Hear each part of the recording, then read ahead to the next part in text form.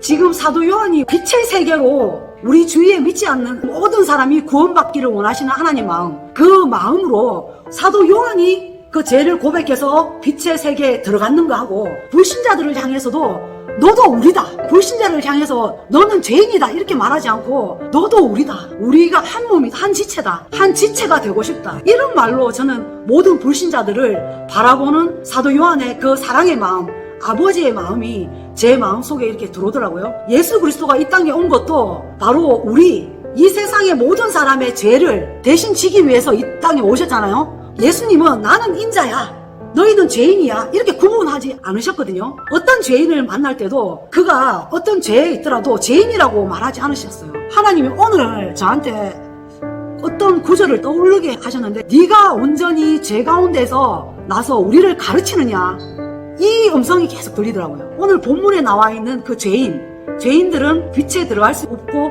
어둠이라는 거, 그 빛과 어둠에 대해서 본문에서 이야기하는 전체를 어우르는 내용이다 라는 생각이 들어서 제가 이 구절이 들어가 있는 본문을 찾게 됐어요. 요한복음 9장에 실로암 연못에서 38년 된 맹인이 눈뜬 사건이 나오거든요. 하나님께서 제 마음속에 네가 그 실로암에 나온 맹인 그 본문을 한번 자세히 봐라, 제 마음에 감동이 들어서 제가 오늘 9장 전체를 처음부터 끝까지 읽게 됐어요. 예수님께서 그 38년 된 그 맹인에게 하는 말이, 이 사람이 죄 때문에 맹인이 된 것이 아니다, 하나님의 일을 나타내기 위해서 지금 맹인이 되어 있는 것이다. 근데 우리가 세상 사람들은 볼 때 죄인이라고 생각하잖아요. 죄 때문에 이렇게 됐다 이렇게 정죄하고 판단하는데, 저도 옛날에 죄인이었죠. 그때도 예수님은 저에게 왔을 때 죄인이라고 말하지도 않았고 판단하지도 않았고 정죄하지도 않았다. 그걸 첫 번째 오늘 본문에서 그 사도 요한도 저에게 가르쳐 주더라고요. 자기는 지금 사도지만, 자기는 지금 빛 가운데 있지만 세상의 어둠 가운데 있는 사람도 똑같이 우리다,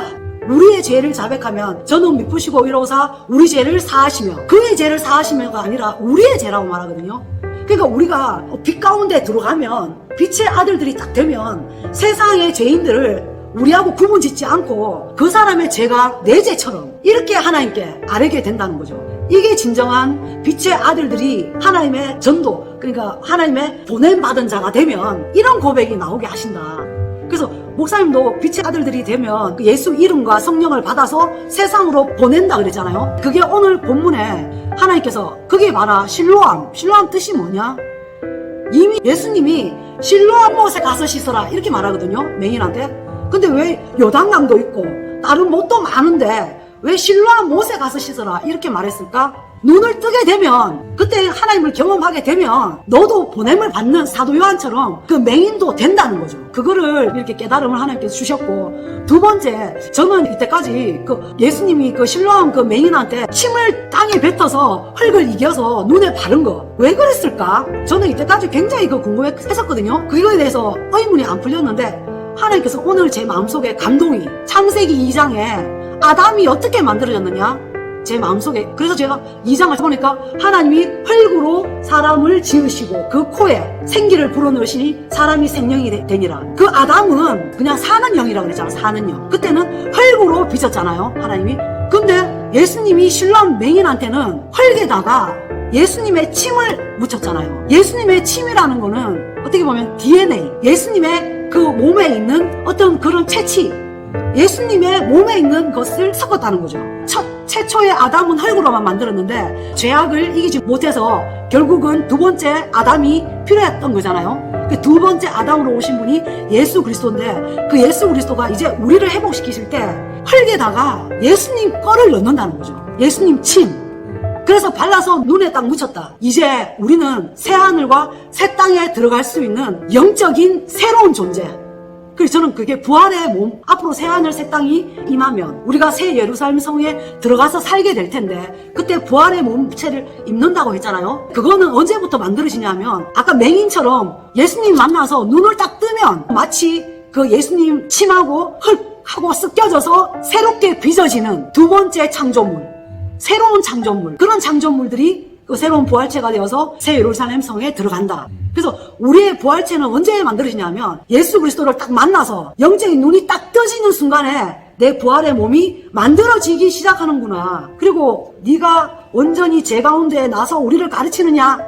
이 말은 바리새인들이 했던 말이거든요. 바리새인들은 정말 영적인 맹인이었어요. 그래서 예수님도 너희가 본다고 하니 죄가 그대로 있느니라. 오히려 지금 보지 못하는 맹인이 지금 죄가 있다고 하니 이제 그 예수님으로 인해서 눈이 딱 떠지니까 이제는 가르치게 된다는 거죠.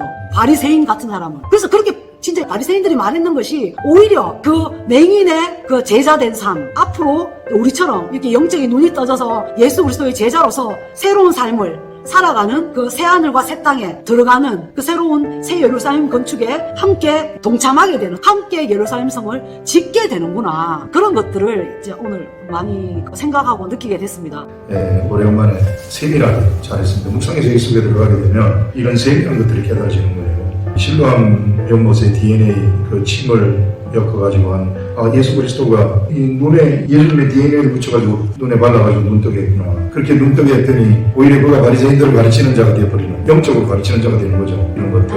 예, 이런 것들을 이제 묵상을 통해서만 알 수 있는 내용들이죠. 예, 그래서 묵상을 하지 않으면 이제 결코 알 수 없는 그런 내용들이다. 예.